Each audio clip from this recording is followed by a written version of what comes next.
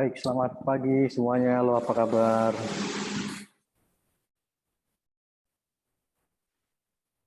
Pagi Mas Indra.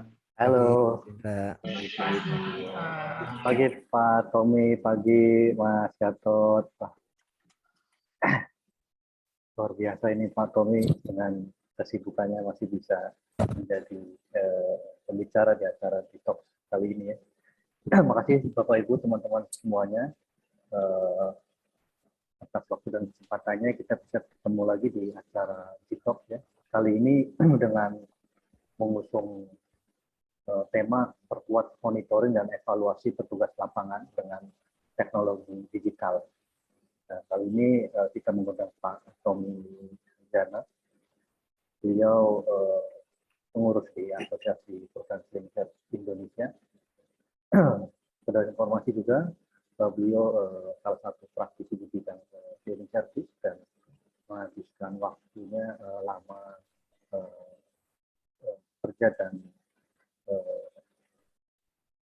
menimba pendidikan di Jerman, Pak Tommy ya. Nah, kemudian ada Mas Gatot Wicaksono, beliau CEO dari PT Jari Karya Indonesia atau Jarivis. Ya. Jarivis adalah salah satu aplikasi untuk melakukan monitoring dan untuk melakukan reporting secara online bagi teman-teman di lapangan. Ya. Jadi teman-teman yang lapangan yang notabene itu kita perlu lakukan monitoring, untuk mengetahui progres pekerjaannya, itu ranahnya Jarivis gitu ya Mas Gatot. Baik, makasih Pak Tommy. Halo, apa kabar Bapak? Saya senang sekali ketemu lagi. Ya, makasih Pak Indra, sehat. Sehat Pak, sehat selalu semuanya. Terakhir Pak Tommy ini kita undang di TikTok ini tahun lalu Pak ya kalau nggak salah. Iya. Waktu bergulir ya. Baik, Pak Tommy, mengawali bincang-bincang kita di pagi hari ini dengan tema perkuat monitoring dan evaluasi bagi petugas lapangan dengan teknologi digital. Mungkin saya ke Pak Tommy ya. Pak, kira-kira seberapa penting sih teknologi digital ini diperlukan untuk mengawasi atau untuk melakukan monitoring gitu ya bagi petugas lapangan atau para karyawan yang notabene bekerjanya by remote. Silakan Pak. Oh ya, terima kasih. Assalamualaikum warahmatullahi wabarakatuh, teman-teman semua sekalian. Terima kasih Pak Indra, Pak Gatot untuk undangannya. Kita bincang-bincang sharing-sharing aja nih ya, seperti ini ya. Kita jadi J-Talks yang light gitu ya, sehingga ya kita bisa secara rileks dan mengabsorb kira-kira apa yang kita bicarakan. Jadi mengenai monitoring seperti ya sebetulnya monitor itu monitor ya. Di depan saya ini ada monitor loh. Ada layar. Nah, jadi kan tapi langsung kan. Nah, monitoring itu jadi aksi ya. Aksi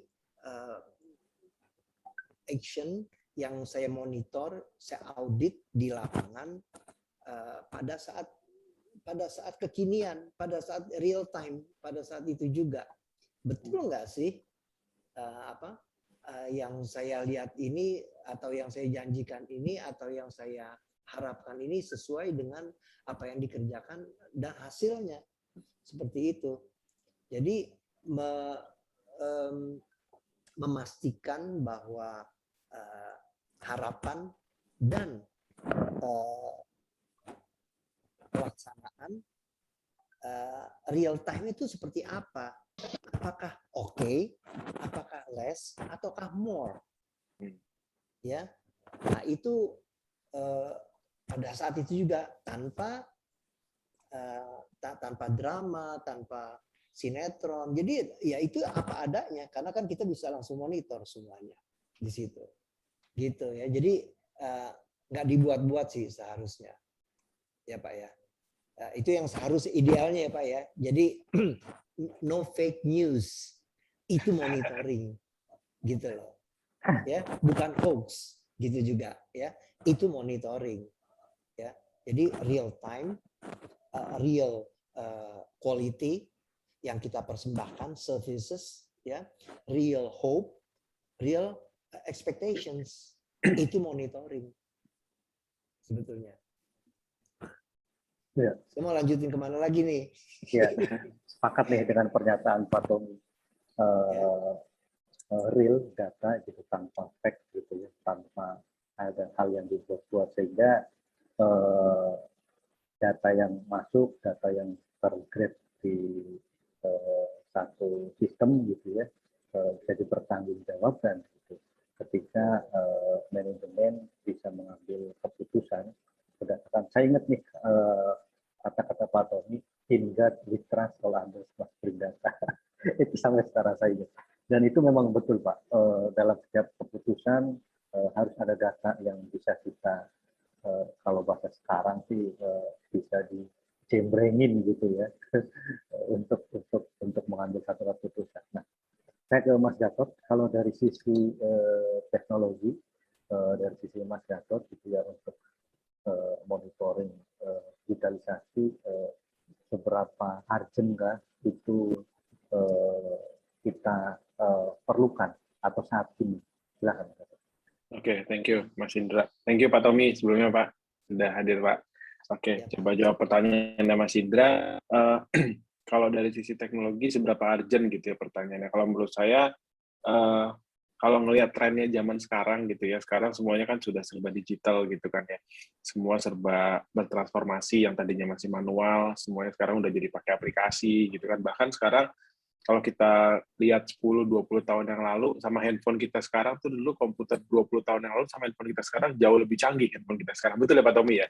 Jauh lebih canggih, dari sisi RAM lebih besar, dari sisi storage lebih besar gitu kan. Dulu RAM cuma berapa Mas? Sekarang RAM udah puluhan giga, ratusan giga juga sudah ada gitu kan. Makin ke sini teknologi makin simpel, makin dipermudah gitu kan ya, makin kecil barangnya juga gitu kan, yang tadinya komputernya gede gitu kan sekarang jadi laptop segala macam. Nah, itulah perkembangan dunia teknologi. Nah, kalau ditanya urgensitasnya, kalau menurut saya buat Bapak Ibu gitu ya yang punya punya usaha, yang memang punya tim lapangan terutama gitu ya, apalagi yang, karena kan kalau tim lapangan tuh cenderung data itu nggak real time. Kenapa? Karena pada saat teman-teman itu di lapangan, mereka melaporkannya itu nulisnya masih melaporkan lewat kertas. Ada yang lewat kertas masih, ada yang nyatet lewat kertas. Case-nya itu kertas kan, kalau lewat kertas bisa jadi datanya itu nggak valid dan nggak langsung gitu kan ya. Di kantor tuh nggak langsung dapat gitu. Nah, urgensitasnya kalau menurut saya bisa dibilang lumayan urgent gitu sekarang, karena sekarang banyak perusahaan-perusahaan yang tadinya masih manual, sekarang semua sudah beralih transformasi ke digital gitu kan. Dan itu sangat amat penting menurut saya, karena perubahan digitalisasi itu bisa membantu mempercepat dan bisa untuk jadi bersaing untuk satu sama lain, karena itu kan jadi saingan pasti kan. Kalau yang satu bisa provide data, sorenya udah bisa langsung provide data nih ke customer-nya, misalkan seperti itu kan. Kalau yang satu karena masih manual, nungguin orangnya balik dulu ke kantor, besok baru diolah, besoknya baru dikirim, udah jeda 2 hari gitu. Pasti customer-nya juga pasti akan mikir, kok lebih cepat yang satu ya dibanding yang ini gitu kan. Nah, itu ada kebutuhannya ke sana gitu kan. Dan sekarang media digital juga semuanya juga sudah bisa dibilang untuk melakukan transformasi itu juga sudah nggak mahal. Kalau dulu mungkin investasinya iya mahal gitu, sekarang juga sudah nggak mahal kok untuk melakukan investasi itu. Gitu Mas Indra. Ya, berarti memang apalagi situasi pandemi begini ya Mas Gatot ya, yang Betul. mana mungkin ada beberapa company bekerja by remote, atau istilah kerennya sekarang WFA dan WFO atau hybrid gitu ya. Nah itu sedikit banyak memerlukan satu aplikasi gitu ya, atau satu teknologi digital untuk pengawasan seperti itu. Ya. Nah, saya ke Pak Tommy. Pak. Kan mungkin di beberapa perusahaan yang tadi sempat saya singgung, ada aktivitas yang sekarang ngetren itu WFH sama WFO atau hybrid, nah ada yang masuk hari ini atau besok libur, dan karena situasi pandemi seperti ini. Kalau dari sudut pandang Pak Tommy, bekerja seperti itu atau bekerja ya di masa pandemi seperti itu supaya tetap bekerjanya tetap efektif dan productivity-nya si personil itu tetap terjaga, seperti apa Pak? Ada saran nggak kira-kira? Ya Pak Indra, kembali untuk ke Pak Gatot dulu ya, betapa pentingnya digitalisasi, handphone yang dulu besar sekarang jadi kecil. Sebetulnya yang paling mudah banget, kalau nggak ada handphone kayaknya nggak bisa masuk mall deh sekarang. Betul Pak, betul. Jadi itu udah kayaknya udah lama-lama tuh menjadi mandatori gitu ya. Ya betul Pak. Betul. Udah mandatori gitu.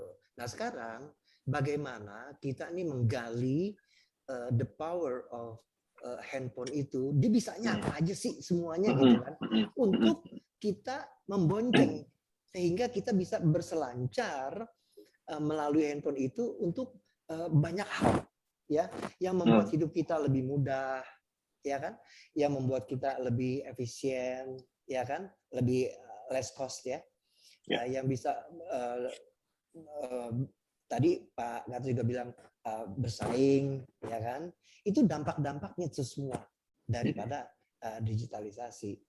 Jadi betapa, kalau nggak salah ada ini deh penelitian 70% sepengetahuan saya itu cut costing ya untuk dengan digitalisasi itu. Kalau compared to traditional yang pakai manual, masih pakai kertas gitu ya Pak. Gitu kan. Nah, itu aja itu udah efisien banget buat kita kan sebagai pengguna di kantoran. Terus kemudian ya itu tadi kelebihan-kelebihan yang lain-lainnya yang udah saya sebutkan tadi, yaitu real time, no fake news, ya kan, efisiensi dan produktifnya adalah bahwa jadi ini anak nggak perlu lagi lah ngisi-ngisi form, nggak perlu lah ngisi-ngisi apa segala macam, itu kan wasting. Jadi waktu, nah kita belum hitung nih, saya belum hitung nih berapa persen nih dengan hadirnya aplikasi ini kehidupan kita, membuat hidup kita lebih easier, lebih sederhana, lebih mudah, dan lebih enak gitu, lebih comfort. Nah, ke arah produktivitas aktivitas kita sehari-hari ya, belum dihitung. Tapi itu udah pasti sedikit-dikitnya apa ya? Saya menduga aja kira-kira ya, itu 10% tuh bisa di saving lah, saving waktu ya, sedikit-dikitnya loh, 10%. Sehingga ya dalam 8 jam. Kerja 8 jam, kalau 10% berarti berapa tuh?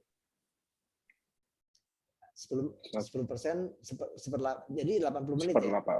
Ya, kurang lebih. 60 kali 8, 48 menit. Ya. Hampir 1 jam lah Pak, hampir 1 jam kita saving. Ya, let's say 1 jam. Bayangin produktivitasnya 1 jam. Apa yang mereka bisa capai dalam waktu 1 jam itu. Ya, nah itu jadi leverage-nya tuh lebih banyak lagi yang dia bisa kerjain. Itu produktivitas. Yang menurut Pak Gatot dan Pak Indra, produktivitasnya naik otomatis. Bisa kerjain yang lain-lain lagi. Sehingga ya targetnya seharusnya bisa lebih tercapai lagi. Dan untuk teman-teman yang di lapangan, yang di services gitu ya, ya artinya ya quality of their value apa ya, yang diberikan, quality pekerjaan di dia itu lebih baik lagi, lebih banyak lagi gitu. Nah kemudian juga andai kata ada hal-hal yang tidak atau mereka belum mengerti, itu bisa dikomunikasikan kan real time juga kan, langsung tanya Ini bagaimana nih? Saya masih belum mengerti tentang ini. Nah, itu bisa langsung dijawab sehingga tidak perlu menunggu orang datang. Saya ada keluhan ini, saya ada keluhan ini. Nah, itu bisa langsung dari dimonitor dari kantor pusat misalnya seperti itu. Ya, jadi saya rasa sih ini pemantauannya bukannya kita nih pemantauan yang gila-gilaan kayak apa ya George Orwell gitu ya dulu ya. Ingat kan? Bukan. Ya ini we talk about pekerjaan ya. Jadi bukannya every step we make itu semuanya dipantau, enggak juga sih gitu. Ya. Jadi tentang pekerjaan only. Karena ya kita batasin lah ke pekerjaan aja. Nah, itu pemantauannya yang luar biasa. Nah, dengan hadirnya monitoring ini jadi bukan sekali aja. Mungkin kalau itu kita bisa pelajarin 3-4 kali dari berita acara yang dimonitoring ini, baru kita bisa evaluasi. Jadi bukan pas monitor bisa langsung evaluasi, belum tentu, ya. Banyak faktor yang mempengaruhi keabsahan, kesahihan data. Nanti kalau udah beberapa kali kejadian dan kita evaluasi, wow, oke, inilah saatnya untuk improve. Itu dari hasil evaluasi. Jadi penting banget ini monitoring dan evaluasi. Evaluasinya apa aja? Wah, banyak banget yang bisa diangkut dari dari hasil monitoring. Kita maunya apa? Kita desain lah yang kita mau sesuai kebutuhan perusahaan kan, ya. Manusiana, hasil kerja, peralatan, lingkungan, apapun. Ya kita desain sendiri apa yang kita mau dapetin dari monitoring ini.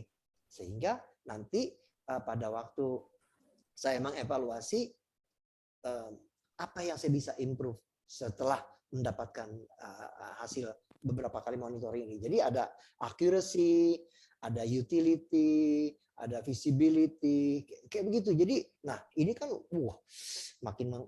makin keren terus tuh sebenarnya. Dan anaknya makin pinter lah. Seperti itu. Pak, saya menarik dari pernyataan Bapak bahwa ada beberapa parameter yang saling terkait gitu ya. Tadi misalkan ada dari sisi human personil, tools gitu ya. Mohon maaf. Dan aturan. Nah, kita tahu mungkin ketika satu company mungkin by experience Bapak gitu, misal contoh ada yang tadinya orang ini atau perusahaannya masih manual gitu ya, belum menggunakan satu teknologi atau satu tools untuk pengawasan tim gitu ya. Kemudian dipakailah satu teknologi, satu tools untuk pengawasan tim di lapangan. Nah, tentu orang yang tadinya bekerjanya tidak terawasi dalam tanda kutip gitu ya, sekarang merasa bekerjanya terawasi dalam tanda kutip juga. Pasti ada satu atau rasa resistensi gitu ya dari teman-teman yang menggunakan atau yang memanfaatkan teknologi tersebut. Nah, bagaimana cara Bapak gitu ya meyakinkan bahwa ini sebenarnya tools bisa sangat membantu gitu ya digitalisasi untuk mereka sendiri terutama gitu. Itu gimana Pak? Oh ya, sebetulnya sih ini mental ya, mental bahwa ini yang kita perbuat ini adalah user friendly, ya, bahwa ini untuk kebaikan kita semuanya. Itu yang mesti di brainwash, ya, bahwa ini bukannya waskat pengawasan melekat terus-terusan kayak gimana bukan. Ini buat kebaikan kita bersama. Itu yang mesti ditanamkan di mereka otaknya semuanya. Sehingga dengan hadirnya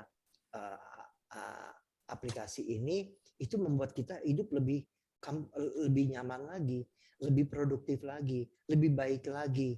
Jadi ambilnya dari sisi yang positif gitu loh Pak. Ya. Jadi itu yang awal-awalnya yang kita mesti brief ya. Brief itu dalam arti kata ya motivasi, saya nggak mau bilang cuci otak lah, motivasiin ke teman-teman bahwa ini loh positif side-nya dari ada, kecuali kecuali dia memang ada negative thinking atau negative mind, ada sesuatu yang disembunyikan. Nah, kalau sesuatu yang disembunyikan ya itu buat perusahaan keren dong, bisa ada apa ini kamu nggak mau pakai ini? Ada apa lah? Ini kan buat kebaikan kita semuanya. Saya bisa mempertanyakan itu, gitu loh. Yes, karena pada dasarnya ini untuk membuat kita banyak lebihnya, lebih punya waktu, lebih cepat, lebih irit ya, efisien ya, dan lain-lainnya gitu loh. Nah ini seperti ini. Jadi dan lebih lagi apa lagi? Lebih bisa bikin pinter loh, jangan main-main hal ini. Bisa lebih bikin pinter dalam arti kata gini.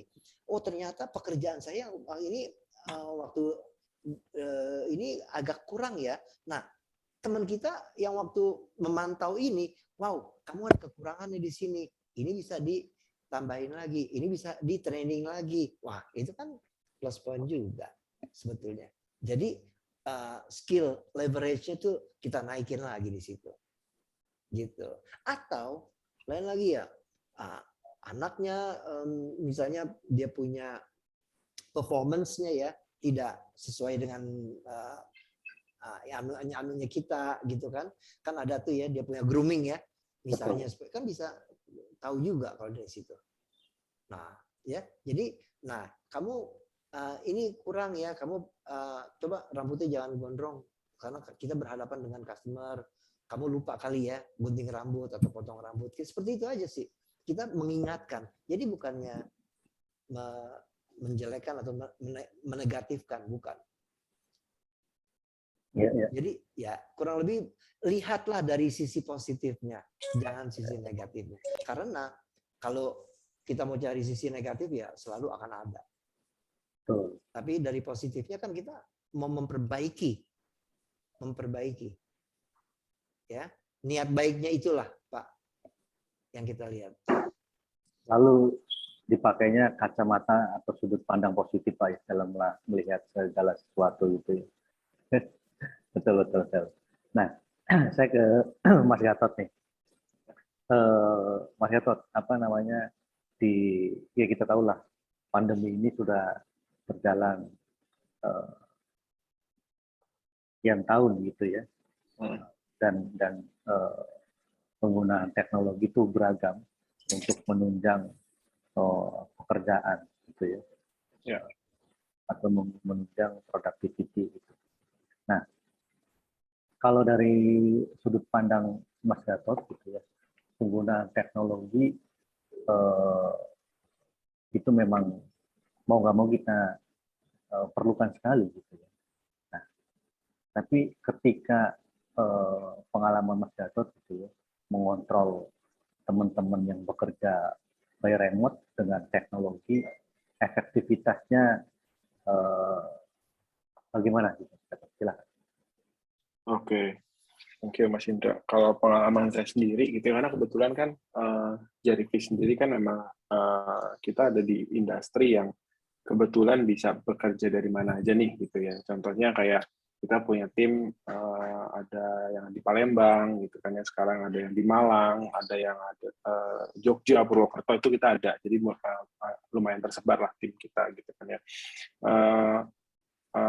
Dengan kondisi yang pandemik ini kan saya juga nggak mungkin maksain mereka untuk ketemu langsung, karena nanti gimana juga nanti mereka pulang ke rumahnya ketemu keluarga segala macam gitu kan, malah jadi bahaya, nanti kan malah jadi ngeri gitu kan. Padahal secara aset, secara perusahaan gitu, asetnya Jarifish itu adalah resource gitu kan. Kita nggak punya aset apapun nih selain orang gitu kan ya. Mungkin mirip-mirip juga dengan Pak Tommy case-nya.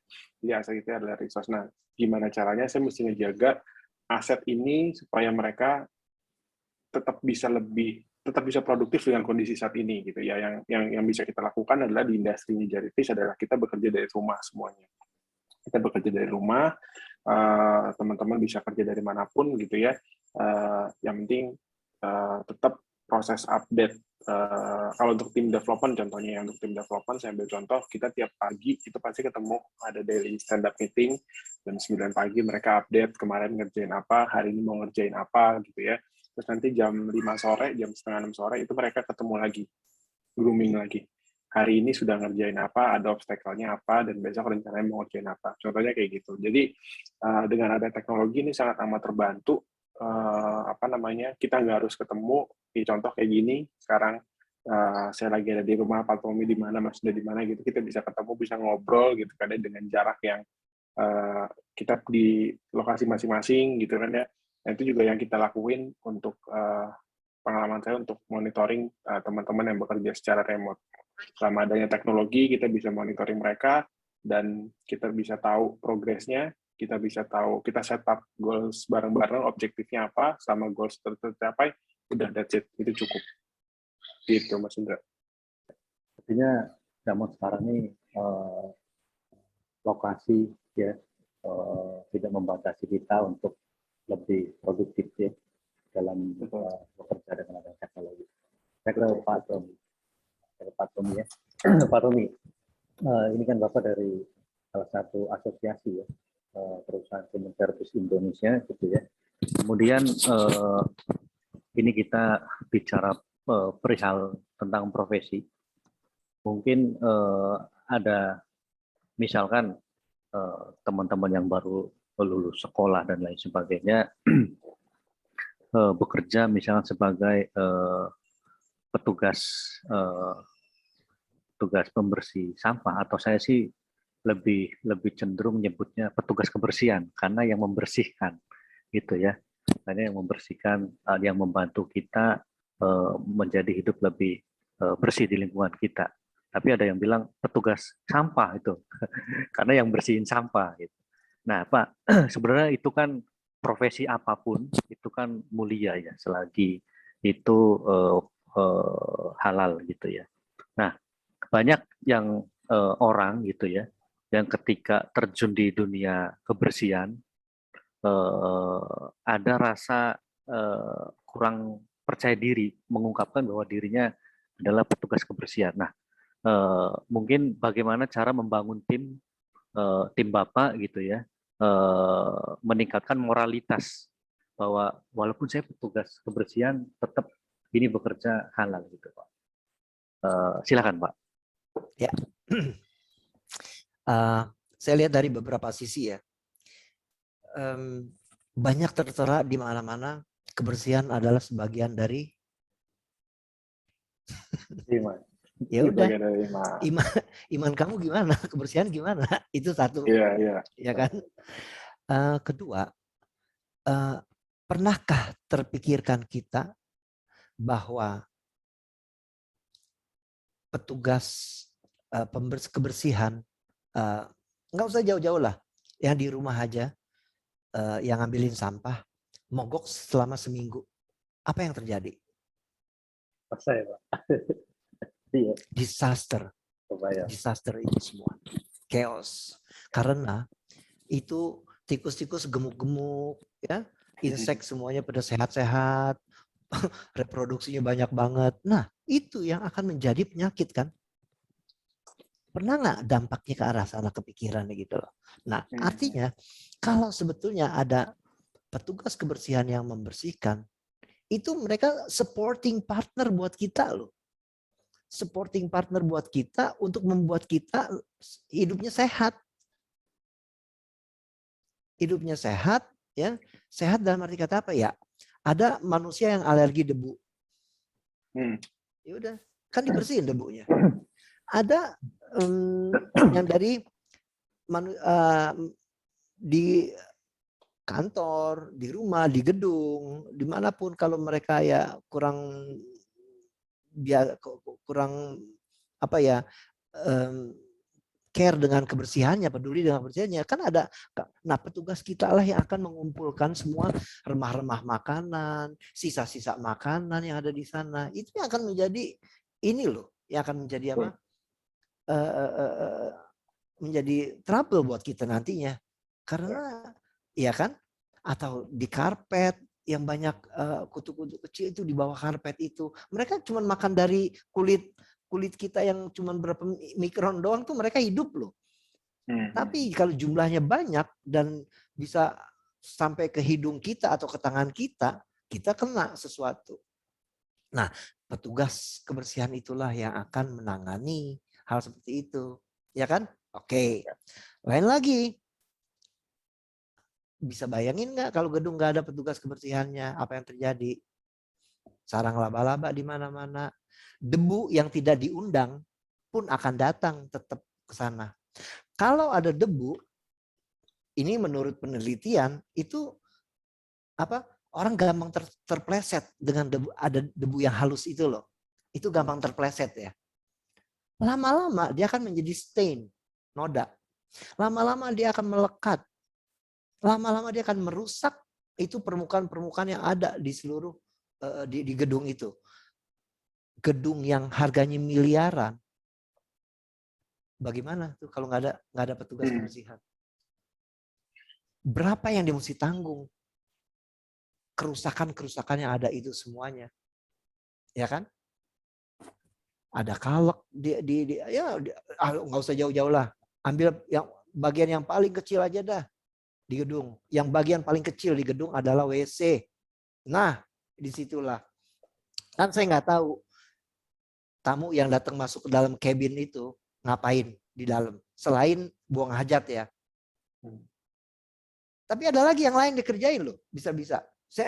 Apakah korek kuping? Apakah korek hidung? Saya nggak tahu. Nah itu kan kotoran juga. Ya kan? Dan atau dia bersihin kakinya atau sepatunya karena hujan bekas. Nah, itu tanah yang masuk ke dalam semuanya juga, ya. Kemudian di samping itu yang dari toiletnya itu bukan hanya kotoran yang biasa, juga kotoran yang merusak kehidupan kita, apa kesehatan kita bisa. Disitulah ketemunya bakteri, virus, kan dari berbagai manusia datang yang ke situ. Pegang ini, pegang itu, semuanya segala macam. Nah, tukar-tukaran nggak tuh? Tukar-tukaran bakteri atau virus atau fungi jamur. Bisa dapat kalau petugasnya tidak proper. Kalau petugasnya tidak kompeten. Itu, coba bayangin deh. Itu hal yang kecil loh. Di WC tok ya. Nah, bagaimana dengan the whole gedung itu yang ada? Jadi kan ada pepatah bilang perawatan lebih murah daripada curement, pengobatan. Perawatan lah apa-apa. Kita merawat diri kita juga kok. Ya gedung juga perlu dirawat. Nah, artinya kita nih supporting partner manusia yang ada di sana, wah berjasa banget seharusnya. Kita tuh mitra loh. Mitra yang untuk membersihkan supaya hidup mereka lebih nyaman lagi. Nah, kita tuh penting. Nggak ada kita, wah gimana itu akan jadinya? Itu Pak Indra. Jadi mindset teman-teman yang ada di lapangan, petugas kebersihan, itu tuh mesti kita memberikan knowledge, pengetahuan betapa pentingnya porsi kita hadir di gedung itu. Ya, jadi bukan hanya kesehatan, tapi juga aset gedung kita pelihara tuh. Ya, aset gedung. Dan yaitu kecelakaan. Andai kata orang masuk gedung, tadi yang saya bilang kan, misalnya dengan lantai yang ada debunya yang halus, itu glittery, bilangnya bisa jatuh orang tuh, licin bisa jatuh. Satu. Kedua, andai kata ada hujan atau ada genangan air, itu juga bisa bikin susah hidup kita. Dibawa kemana-mana itu air-airnya. Nah, yang juga nih ada lagi yang orang tuh nggak common, yang nggak nyadar ya, bahwa debu halus itu absorb light. Cahaya itu diabsorb sama debu. Misalnya di dinding nih ya. Dinding coba kita jangan bersihin deh. Diamin. Nah, artinya kan itu agak gelap loh. Tapi kalau dindingnya kita bersihin, itu dia mantul cahayanya. Bisa lebih memahami. Nah, artinya itu kita itu untuk diskusi kita hari ini mungkin bilangnya. Jadinya kita secara sustainability secara energi, kita tuh less energy yang diperlukan yang diperlukan cahaya untuk itu. Kalau debunya banyak di mana-mana diabsorb. Nah, itu akan lebih banyak energi. Tapi kalau kita bersihin debunya kita angkat ya. Nah, itu akan dia mantul dan itu akan terang benderang. Dan itu kalau terang ya baguslah. Tidak menakutkan ruangannya ya. Kemudian juga kesannya juga indah, ya kan? Dan terpelihara. Betul. Itu jadi mindset teman-teman kita yang ada di lapangan itu yang kita mesti injeksi bahwa betapa pentingnya mereka itu hadir untuk jadi supporting partner memelihara gedung. Bayangin gedung yang miliaran, bisa puluhan, bisa ratusan miliar, kalau nggak dirawat gimana itu? Iya, kebayang banget. Dan oke, dirawat, cuma siapa yang ngerawat? Skillnya seperti apa? Kan nggak, dia mau merawat, cuman kalau skillnya dia nggak tahu teknik-tekniknya gimana? Nah, untuk itu ya dia perlu training tentang cleaning. Untuk nice to know aja ya, di Jerman Pak Indra, Pak Gatot, untuk menjadi cleaner yang baik itu harus sekolah 3 tahun. To be a good cleaner 3 tahun. Ya, jadi banyak yang dipelajarin di sana, segala macam ilmu. Itu yang tadi itu sebagian yang saya bicarain itu, sebagian. Nah, mereka ilmu itu kan berdasarkan juga science ya. Jadi bukan asal itu doang. Ya, ada debu yang ukurannya berapa mikron, debu yang lebih halus lagi sampai debu yang paling halus. Debu yang paling halus itu melayang di udara. Dia nggak nempel. Nah, itu dipelajarin ilmu debu. Nah, itu kan science gitu loh. Atau kita nih ya datang ke kantor atau ke satu gedung. Kita bawa berapa gram debu sih dari luar? Ya kan? Nah, andai kan di satu gedung itu ada yang kerja high rise building ya 500 orang aja. Satu orang bawa 10 gram dari luar ke dalam. 5 kilo loh. Dan kita petugas kebersihan yang harus mencari di mana 5 kilo itu supaya jangan nempel-nempel di mana-mana. Supaya itu bersih, supaya itu sehat. Itulah Pak Indra. Jadi kita mesti knowledge ini mesti kita share, kita mesti kasih tahu ke teman-teman di lapangan betapa pentingnya mereka. Jadi bukan hanya pentingnya aja, tapi ajarin teknik-teknik kebersihannya. Ya, nah itu ilmunya banyak sekali karena 3 tahun itu kan ada ilmu material, kan ada ilmu material tuh yang dari lantai aja ada lantai lunak, lantai keras, ada dari kaca, ada stainless, ada segala macam ilmu itu ada di situ. Nah, kalau nodanya datang ke situ, bagaimana cara ngangkatnya? Chemical apa yang dipergunakan? Yang mana yang sustain, eco-friendly chemicals, tidak merusak lingkungan dan tidak merusak manusia. Dan lain-lain dan lain-lain. Wah, itu sih kalau udah hatam keren banget itu. Dan di sana diapresiasi sekali 1 jam mereka kerja itu sekitar 40 euro. Oke. Ya, itu dihargain karena mereka pinter, mereka jago, mereka punya skill. Nah, itu yang kompeten. Mereka kompeten. Karena kompeten itu kan dari ada skill, knowledge, dan attitude kan. Betul Pak. Nah, itulah yang dia harus dapetin kompetensinya itu. Kurang lebih sih seperti itu. Jadi mereka tuh mesti dideketin petugas-petugas kebersihan. Kita mesti appreciate mereka. Dia yang menolong kita supaya kita hidup lebih nyaman, lebih sehat lagi. Kalau ngerti ya, bukan mereka ya nggak tahu ya, karena orang kan kepikirannya kayak Pak Indra bilang tadi,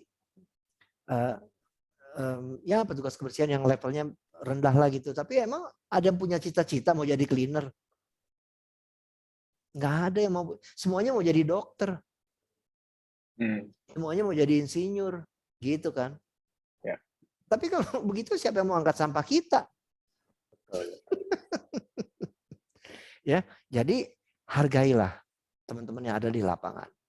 Nah, itu kita memberikan mereka motivasi, knowledge, memberikan mereka encouragement ya, pengetahuan supaya mereka tuh lebih yes, saya nih bermanfaat untuk kemanusiaan. Saya berguna untuk klien saya, untuk customer saya berguna untuk orang yang di sekeliling saya semuanya. Kalau mereka udah punya mindset seperti itu, berhasillah kita. Kurang lebih seperti itu. Ya, balik lagi ke sudut pandang sebenarnya Pak ya. Sudut pandang apa yang kita ini ya. Kalau sudut pandangnya positif tadi, petugas kebersihan tentu ini bukan menurut saya profesi yang mulia sekali. Kita juga belum tentu kita yang teman-teman yang biasanya di office bekerja gitu mau membersihkan hal-hal yang di lantai lah, di mana lah gitu. Kadang ada rasa seperti gimana gitu.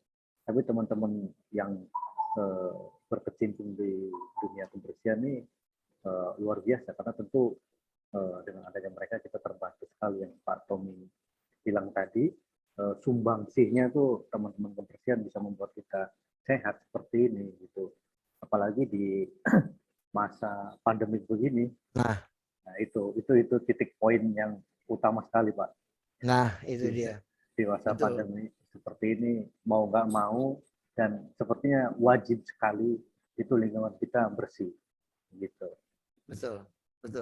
Ada pengalaman saya itu satu gedung sangat care banget ya sama gedungnya dia dan sama tenannya dia semua, sampai mereka minta ada satu petugas yang khusus untuk swab doang loh Pak.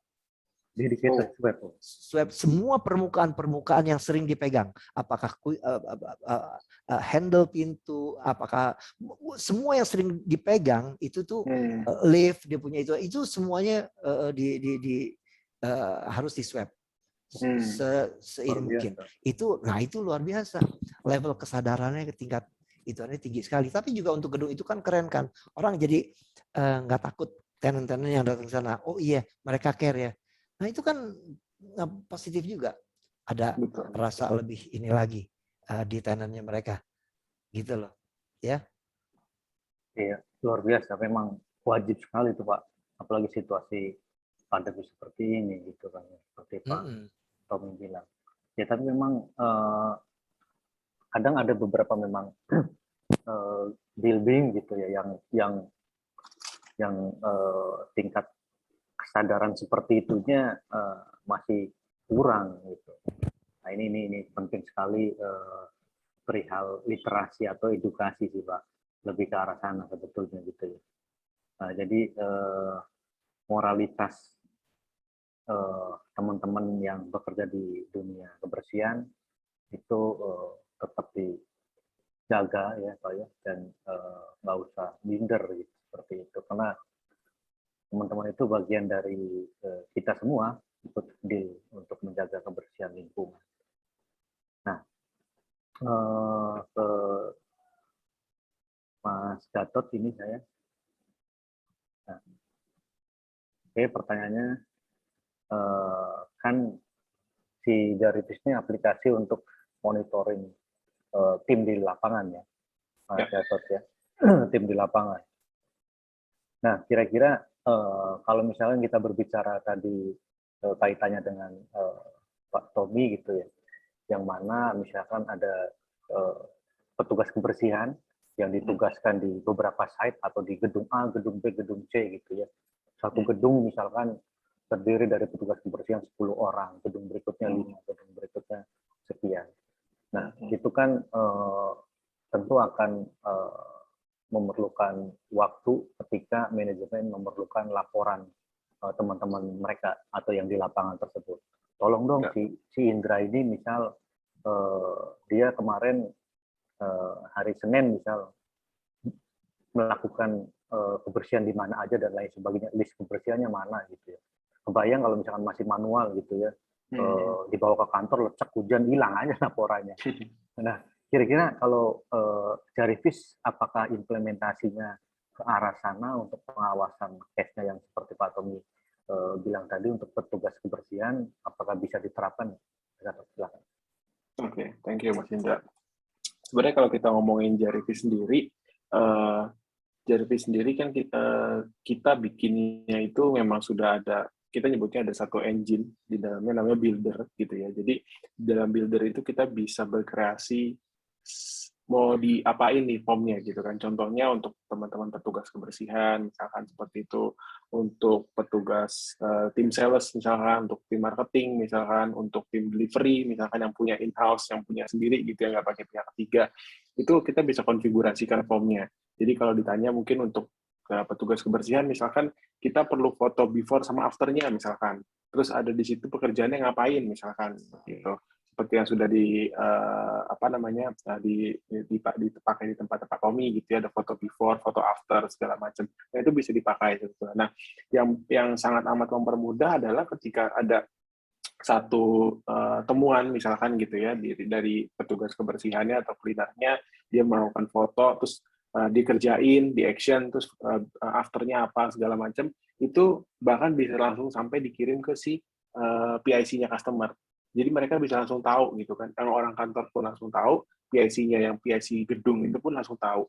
Jadi itu akan sangat membantu proses kecepatan untuk reporting.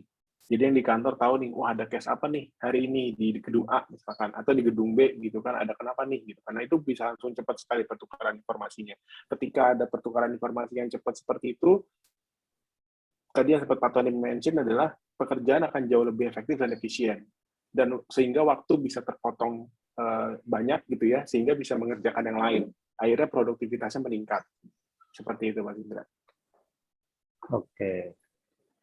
Berarti artinya bisa ya diimplementasikan untuk case seperti itu. Betul, betul. Bisa sekali. Ini kan dalam bentuk aplikasi ya, Jarivis ini. Kalau versi, misalkan orang admin di kantor, versi webnya ada nggak? Ada nggak?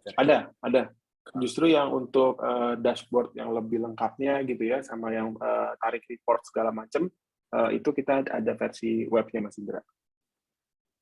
Baik, luar biasa. Ada berarti ya, nanti bisa diimplementasikan untuk kegiatan seperti itu. Betul. Nah, baik. Saya ke Pak Tommy. Pak, kita tahu yang tadi Pak Tommy bilang bahwa di Jerman tuh petugas kebersihan luar biasa, sangat dihargai gitu ya, dari sisi penghargaan personil atau personal dan dari sisi value. Saya juga pernah lihat di satu berita gitu ya, waktu itu ada pertukaran semacam petugas kebersihan dari Amerika, itu dia menginap di tempat tinggalnya petugas kebersihan di Jakarta, petugas kebersihan keliling komplek itu, dan dia sampai menangis gitu ya, bahwa oh seperti ini gitu kan kondisi di Indonesia, petugas kebersihan itu dalam tanda kutip kurang dihargai gitu ya. Kurang dihargai dan secara value juga kurang untuk petugas kebersihan yang di lingkungan perumahan kita. Nah gitu. Nah Pak, kalau boleh tahu mungkin Bapak yang sudah lama di Jerman, ilmu atau yang tadi Bapak bilang bahwa ada sertifikat, harus ada sekolahnya di Jerman itu. Nah ilmu tentang cleaner itu pertama kali dicetuskan tuh kalau boleh tahu kira-kira di momen apa atau di tahun berapa kisaran gitu Pak? Di dunia ya Pak ya, Pak Indra. Di dunia. Di dunia itu, wah itu sih 1878 ya Pak. Kita belum merdeka tuh Pak. Mereka udah punya perusahaan cleaning di Jerman. Iya. Jadi dan ternyata ya ini mereka udah sadar bahwa itu ada masa depannya ya pada saat itu. Dan Jerman bukannya saya membanggakan, kita ambil yang positifnya aja lah. Misalnya lagi ada teknologi green technology itu banyak dari Jerman juga loh. Dan ternyata pada waktu gelombang hijau itu pertama kali itu dari Jerman, sampai punya partai sendiri, partai hijau ya. di Jerman. Jadi ternyata Partai Hijau ini udah tahu bahwa ini dunia makin lama makin rusak nih kalau kita nggak jaga, gitu loh.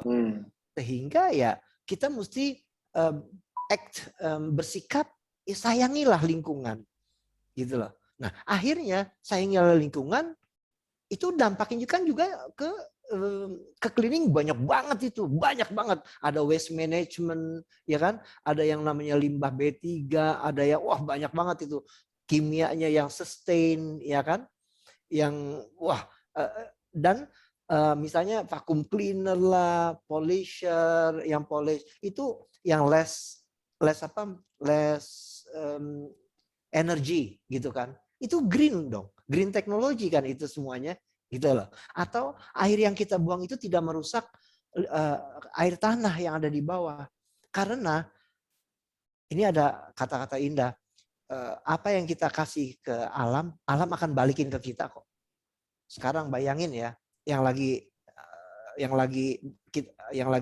ngetren, kita buang masker sembarangan sampai ke laut-laut, sampai ke sungai dan perairan semuanya. Balik lagi tuh ikan makan itu semuanya atau apalah.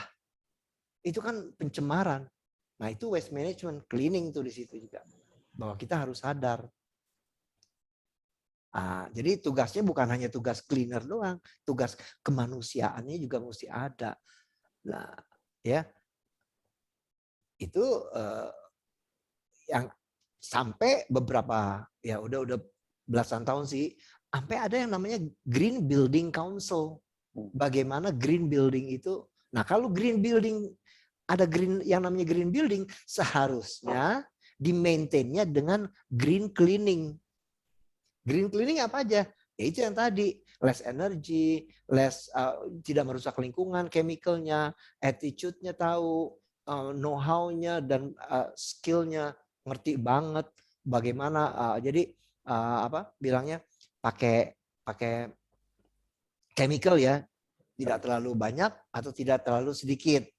Kan itu ada namanya apa? Paracelsus kalau nggak salah, law of Paracelsus ya. Kalau kita semua ada standarnya, ada batasannya ya. Semua ada ukurannya, Kalau ukurannya semua ada ukurannya apa? Misalnya kalau kita minum obat, kekurangan kita nggak sembuh. Kalau kebanyakan kita OD, overdosis, mati, gitu kan? Kita sini aja ya. Nah, begitu pula dengan cleaning, chemicalnya itu loh. Jadi mesti tepat guna, mesti tahu anak-anaknya, mesti di training. Campuran dilutionnya berapa sih? Kotoran yang seperti apa? Dengan apa kita mengangkatnya? Berapa banyak dilutionnya? Itu dosis-dosisnya, Pak. Ya. Nah, Paracelsus itu udah tahu. Sama, kalau kita terlalu banyak merusak ozon, alam balikin lagi ke kita. Habis tuh gunung es. Gunung es habis, air tambah, kita yang kena sendiri semuanya manusia. Gitu loh. Nah, jadi ayo kita jaga sama-sama. Nah, jadi ini arahnya udah ke green technology. Juga di green cleaning ada. Ya, itu ya sebetulnya udah banyak yang sadar ya seperti itu. Nah, dengan kembali saya mau jelasin sekarang tuh udah banyak kan juga vacuum cleaner yang yang robot, banyak yang robot-robot sekarang. Itu kan digitalisasi juga kan, tetapi nggak bakalan semuanya bisa. Nggak bakalan semuanya bisa digitalisasi. Artinya yang manual ya, yang kita kerjakan dengan tangan itu pasti masih banyak ya. Artinya profesi kebersihan itu akan survive kok. Walaupun udah banyak robot-robot, tapi tetap tangan tuh jari visionnya itu masih bisa berfungsi. Petugas kebersihan. Petugas kebersihan.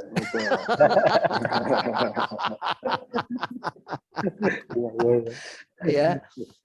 Jadi itu kurang lebih seperti itu. Bagaimana tuh pentingnya kita nanganin waste management loh. Waste itu kan ada ya, which is itu resources. Yang ngumpulin siapa? Kita. Coba petugas kebersihan di hospital. Itu ada jarum suntik. Itu ada bekas perban, darah, dan lain-lain. Wah, itu udah B3. Kontaminasinya seperti apa kalau nggak di handle dengan baik dan benar. Wow.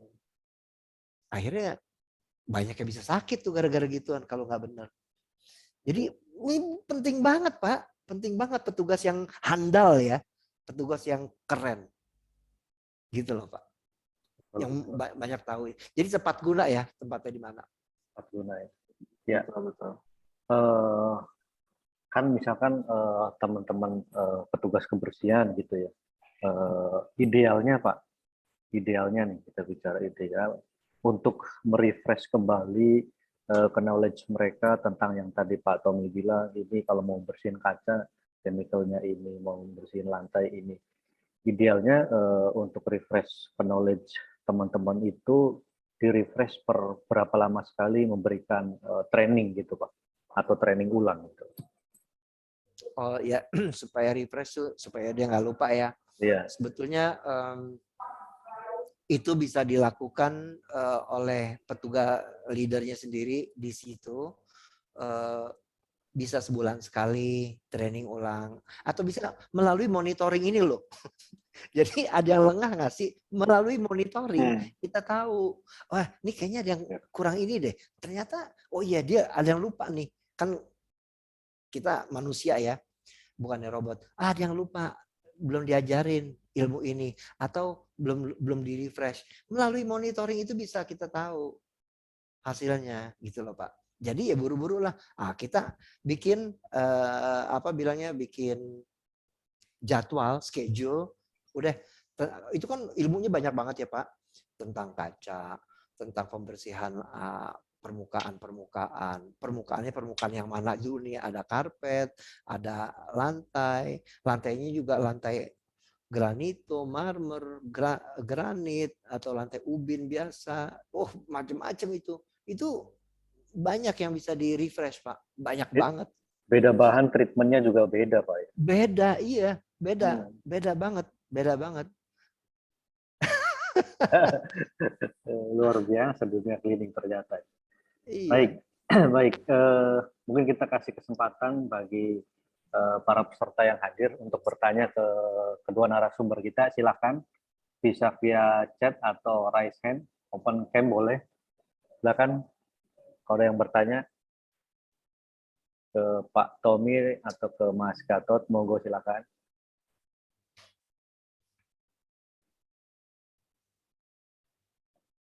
Halo, belum ada ya?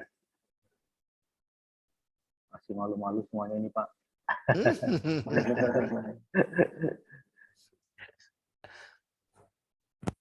Oke, saya ke Mas Gatot. Nah,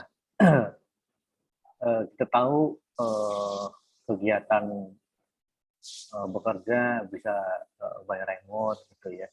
Nah, apakah misalkan kita menggunakan bekerja by remote itu mengurangi atau tidak ketika kita mengambil satu kebijakan atau keputusan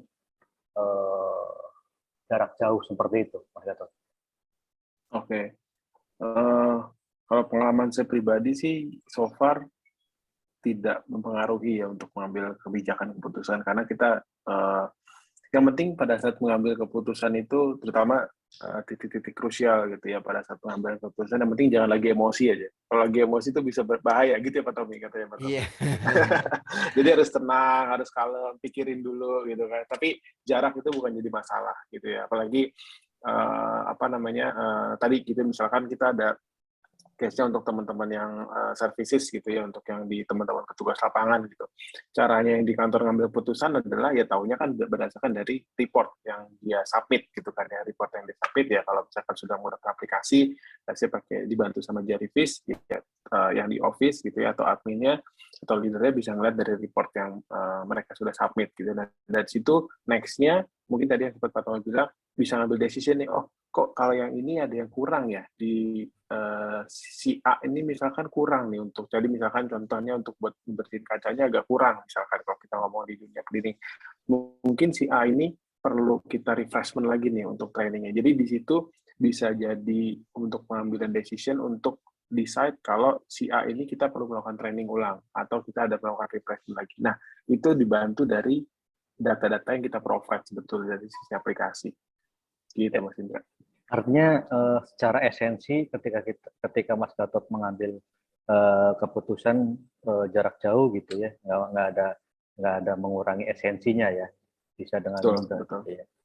Betul. Oke, baik. Nah, kalau dari sisi Pak Tommy, Pak, dengan situasi begini, Pak? Dengan situasi begini,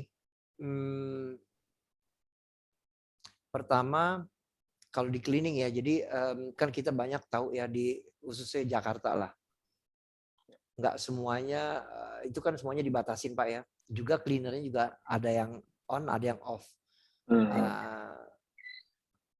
Which is kalau cleaner kan memang mesti hadir ya untuk membersihkan. Betul. Itu nggak kayak ini bukan kayak pekerjaan kantoran gitu kan. Jadi mereka harus hadir di situ. Nah, tapi dia juga mesti kerjanya safe ya. Dia mesti kerjanya secara safe. Nah, ikutin prokes itu semuanya. Nah, prokes itu di setiap gedung kadang-kadang ada yang beda. Ada yang diizinkan misalnya, boleh silakan kalau udah 2 kali sampai 3 kali divaksin. Dilihatkan itu, silakan masuk. Tapi ada lagi, enggak, aku mau tambahin lagi dosisnya. Kalau kamu masuk kemari, kamu mesti di antigen, walaupun kamu udah divaksin, gitu kan. Tetap ada seperti itu. Jadi ya, itu tergantung daripada kebijakan masing-masing. gedung-gedung masing-masing ya, aturan mainnya mereka semuanya gitu. Nah terus anak-anak itu ya itulah yang kita sering kali pakai ya melalui the power of digital ini, sering mengingatkan mereka tentang awareness ya, kepedulian dan awareness tentang kesehatan, which is kalau kamu nggak sehat kamu nggak bisa kerja. Betul. Gitu loh. Nah, artinya ya kita mesti jaga sedemikian rupa. Nah, kalau ada sesuatu hal yang baru ya kita share. Itu the power of digital sekarang. Ya. Jadi apapun itu tetap ya menurut saya after COVID recovery ini ya the recovery will be digital. Jadi perkuatlah di situ. Iya, betul Pak. Karena memang awalnya kita mungkin di masa pandemi dengan kegiatan seperti ini jarak jauh, coba-coba menggunakan aplikasi gitu ya, efektif atau enggak. Tapi saya rasa menjadi kebiasaan baru atau new normal gitu ya, dengan penggunaan satu aplikasi untuk monitoring tim lapangan. Apalagi ya kita tahu bekerja jarak jauh yang tadi disampaikan Mas Gatot dan Pak Tommy tidak mengurangi esensi manajemen untuk mengambil satu keputusan bisa secara cepat ya, tentu dengan data-data yang sudah ada dan itu bisa dipertanggungjawabkan. Baik, kalau ada pertanyaan silakan kepada kedua narasumber kita, boleh via chat silakan. Kalau belum nggak apa-apa ya, saya mungkin mereka lagi malu-malu. Saya bicara tentang Apklindo juga kali ya. Di sini kan boleh. Apklindo itu kan asosiasi, cuma satu-satunya loh ada di Indonesia. Asosiasi perusahaan cleaning service se-Indonesia. Jadi dari Sabang sampai Merauke itu ada. Karena ya di mana ada gedung, di mana ada space, di situ diperlukan kebersihan. Jadi bisa bayangin kan. Artinya berapa banyak perusahaan yang ada di situ, berapa banyak tenaga kerja yang dari Sabang sampai Merauke yang ada di situ, berapa banyak potensinya yang ada di situ.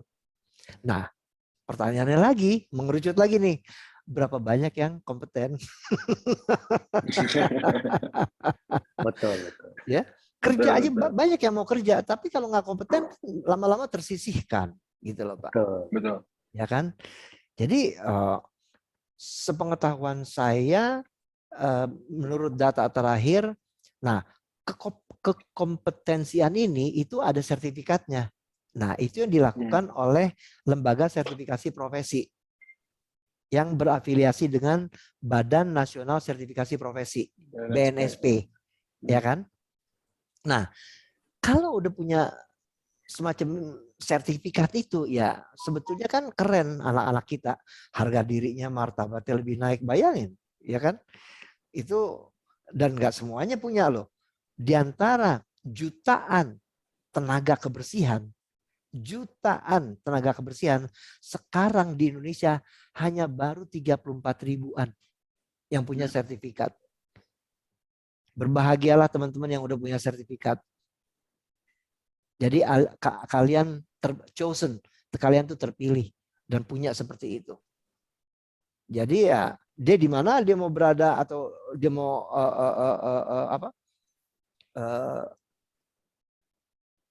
datang ke perusahaan, ini saya punya sertifikat ini, keren, wah bagus. Ya kita percaya dong. Betul. Ya itu kan mirip sama SIM ya Pak. Saya bisa naik motor, saya bisa naik motor. Mana SIM-nya? License-nya mana? Iya, license-nya mana? Sertifikat SIM-nya mana? Gitu kan. Saya bisa cleaning. Ya udah, mana sertifikatnya? Gitu. Ya, jadi itu penting menurut saya. Ini ada Ibu Aisyah tuh barusan raise hand. Raise hand silakan Bu Aisyah.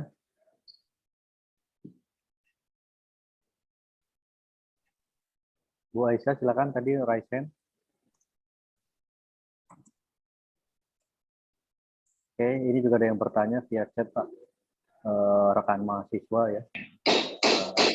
Apakah semakin berkembangnya zaman gitu ya, dapat menjadi ancaman karena mengurangi lahan pekerjaan? Untuk siapa tuh? Untuk saya atau untuk Pak Gatot nih? Silakan boleh ke Pak Tommy dulu, silakan. Saya rasa enggak. Masih ingat tahun 80-an? Mungkin saya yang udah umurnya udah banyak ya. Angkanya udah banyak. Mungkin kalau tapi yang mahasiswa ini Rian ya namanya. Gini loh Rian.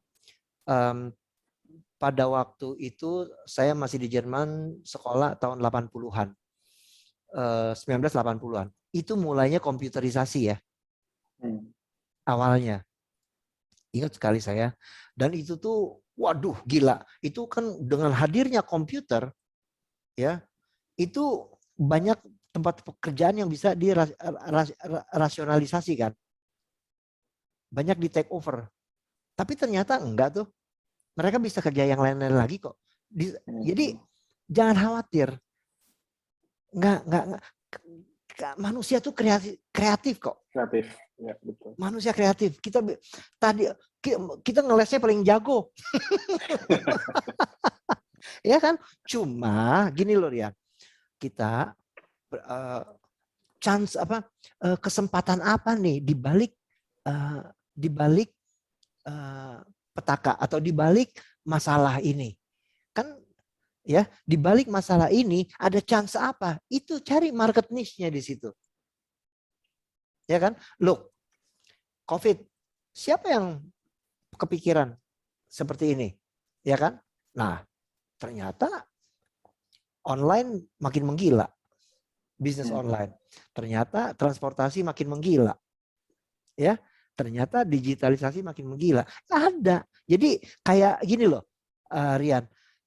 Let's say kita pegang satu balon, kita pencet balon ini, tapi akan melendung di tempat lain. Ya, itulah. Coba kreativitas. Enggak, jangan khawatir, jangan takut. Tidak akan ada ancaman. Pikirin bagaimana saya bisa membuat orang hidup lebih nyaman lagi, bermanfaat lagi, keren deh kalau begitu. Ya, nah itu market. Kalau bisa bikin lebih nyaman lagi, kehidupan lagi, itu market. Betul. Apapun jenisnya, ya. Nggak usah khawatir Mas Rian ya. Enggak, jangan khawatir. Masih banyak peluang yang bisa dikerjakan. Baca tren. Trennya kemana ini? Ya, dan minta hikmat. Ya. Terus udah gitu ada satu lagi yang saya ngomong. Kalau ini buat tentang ini networking. itu adalah networking is apa ya? Itu bensin atau apa energi buat kita tuh nanti networking itu penting untuk kita semuanya, Rian. Ya, karena networking atau silaturahmi itu memanjangkan umur. Kalau bahasanya Mas Gatot itu memanjangkan umur. Kalau kita ketemu orang, kenalan, mendapat informasi pekerjaan dari orang tersebut, dapat salary, keluarga kita juga bisa menikmati hasilnya, sehingga umur kita menjadi panjang gitu Pak. Iya. Bahasanya Dan Mas Gatot gitu. memperpanjang rezeki kali Pak juga ya. Betul, Betul, betul, Pak, betul. Ya, jadi jangan khawatir. Ya. Dan Ada yang gelombang-gelombang ini akan ada terus kok. Akan ada terus. As long as we live. Selama kita hidup akan ada terus. Tinggal kita bagaimana kita how to face it. Ya. Betul. Ya, jangan nyerah. Jangan nyerah, Rian. Ya, silakan ada yang bertanya lagi. Bisa raise hand.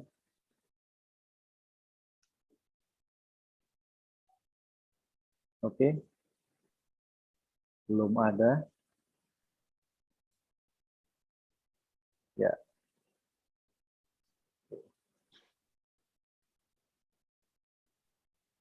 Belum ada pertanyaan ya. Oke, saya ke Pak Tommy ya. Pak, tadi Bapak bilang APindo ya, Asosiasi Perusahaan Cleaning Indonesia gitu. Nah, dan saat ini mungkin sudah ada berapa Pak yang join di APindo, perusahaan cleaning service di Indonesia itu Pak?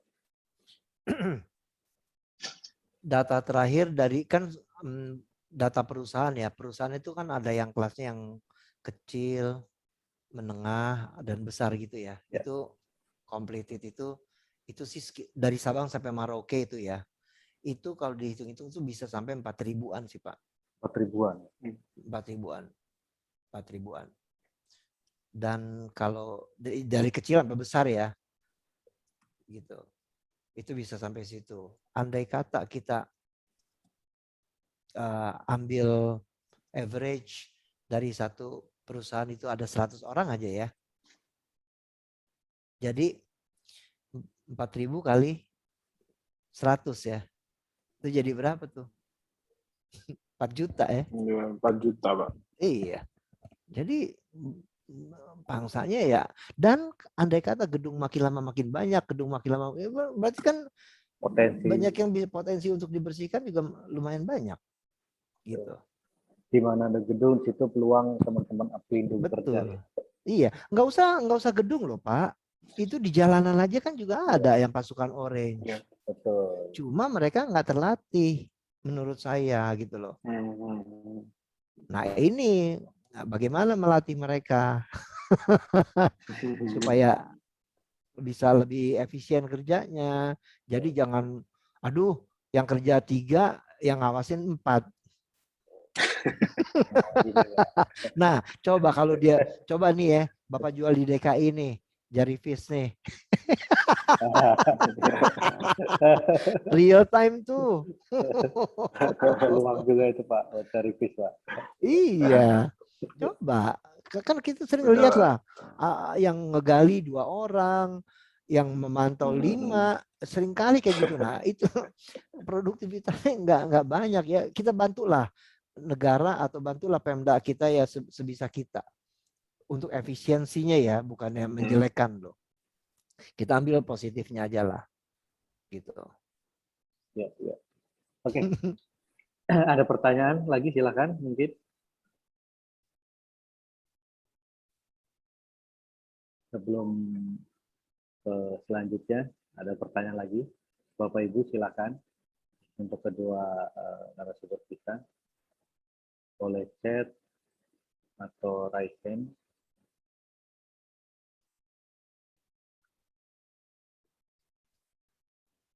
Ya. Belum ada yang Pak bertanya. Oke, ini ada dari Bu Neni ya. Ini ke Pak Tommy sepertinya. Pak, bagaimana sih cara membedakan apa itu monitoring dan evaluasi? Ya, jadi kalau monitoring itu ya tadi saya bilang ya, kita kan semacam mengaudit gitu ya, melihat, jadi kita menilai pada saat pelaksanaan program kerja yang sedang berjalan, itu kita memonitor mereka. Memonitor mereka apanya nih? Manusianya, cara kerjanya, dan hasilnya. Itu monitoring. Ya. Jadi real time. Ya. Dan real time itu kita bisa lihat speed-nya, scale-nya, itu monitoring. Nah, kemudian kalau evaluasi adalah dari hasil report, dari hasil laporan-laporan monitoring ini, ya kita kumpulin 2 atau 3, kita kumpulin, kita mengevaluasi apa yang ada di situ, dan apakah itu memang sudah sesuai dengan plan, apakah tidak sesuai dengan plan, apakah akan kita perbaikin. Nah, evaluasi ini adalah untuk memperbaiki sehingga lebih produktif lagi, lebih efisien lagi. Itu evaluate. Ya. Jadi hasil monitoring ini yang kalau jangan sekali, menurut saya beberapa kali lah dimonitor baru bisa dievaluasi. Ya. Jadi evaluasi adalah kumpulan laporan-laporan dari beberapa hasil monitoring. Nah, dari situ perbaikin. Jadi monitoring ini dan evaluasi ini ya kayak kakak sama adik ya. Hal yang saling berkaitan, nggak bisa dipisahkan. Itu jadi satu. Jadi ini adalah early warning system untuk improvement ke depannya. Ya. Itu gunanya. Jadi kita bukannya puas ya, maksud saya ya, kita tidak nyaman atau kita tidak menerima begitu aja. Oke, reporting seperti ini, tapi mesti ada evaluasinya. Karena itulah kunci, ya, key factor untuk di evaluasinya itu. Nah, apa yang kita mau evaluasi itu tinggal kita desain yang mau dimonitor apa aja nih. Yang tadi saya bilang ya, kalau di dunia saya cleaning, manusianya itu banyak tuh, dari rambut sampai ke sepatu, ya kan, dari wajahnya nggak senyum misalnya gitu kan, juga nggak. Terus itu dari manusianya, kemudian ya, manusia itu ke attitude, ya kan, kemudian dari cara kerjanya dia, SOP-nya udah dilaksanakan, dan dari hasil kerjanya. Itu kalau di dunia cleaningnya, gitu loh. Ya, seperti itu Bu Neni. Jadi memang yang seperti Pak Tommy bilang, jadi kalau kita monitoring saja, tidak ada evaluasi, tentu itu tidak akan linear, beriringan, gitu ya. Tapi ada kalanya juga memang ketika kita langsung evaluasi tanpa melihat track record apa yang dia kerjakan, apa yang effort yang sudah dikeluarkan seseorang, gitu kan, dan dia melihat result di akhir evaluasinya, dia tentu itu juga bukan hal yang baik. Artinya apa yang dimonitoring, apa yang dievaluasi harus berjalan beriringan, sejajar, dan bisa memberikan atau mendapatkan penilaian yang win-win solution, gitu ya Pak Tommy. Ya, baik. Kalau tidak ada pertanyaan sebelum kita akhiri kegiatan TikTok kali ini. Oh ya, kalau misalkan Mas Gatot nih ada teman-teman yang mau trial nyobain dari FIS, gitu ya, apa itu diperkenankan? Silakan Mas Gatot. Boleh. Oke, boleh banget kalau misalkan ada Bapak Ibu yang hari ini hadir, kalau misalkan coba gitu ya, mau trial atau mau tanya-tanya lebih lanjut, mungkin nanti boleh di-share di akhir acara gitu ya, ada satu bannernya, nanti Bapak Ibu bisa langsung scan, bisa langsung kontak nanti nomor yang ada di situ. Seperti itu Mas Indra. Kita free buat trial. Free trial ya, Mas Gatot ya. So, Baik, mungkin closing statement dari Pak Tommy dan Mas Gatot. Silakan Pak Tommy dulu. Closing statement saya pada situasi yang seperti ini memang tadi saya sudah tekankan digitalisasi tidak bisa dihindari, aplikasi tidak bisa dihindari. Kita lihat aja nanti ke depannya. Kalau tidak mau sekarang, kapan lagi? Karena ya look, sekarang bayar apa ya, online aja, ojek online aja kan banyak pakai aplikasi. Betul. Mau masuk ke mall aja pakai aplikasi. betul. Kalau ngomong sekarang kapan? Nah, jadi ini ya, untuk ya lebih apa ya, kita buat lebih kita nih daya saing kita biar lebih keren, ya. Buat lebih kita biayanya lebih efisien, lebih efektif. Jadi dari sekarang atau after COVID tetap will be dunia kita digital. Oke, terima kasih Pak. Tidak ada bargaining di situ. Karena digitalisasi akan jalan dengan atau tanpa kita. Betul, Pak. Kereta api juga Argo Bromo atau Argo apa, dia akan jalan dengan atau tanpa kita kalau kita ke selatan. Betul. Ya, luar biasa. Statement Pak Tommy. Mungkin ke Mas Gatot, closing statement.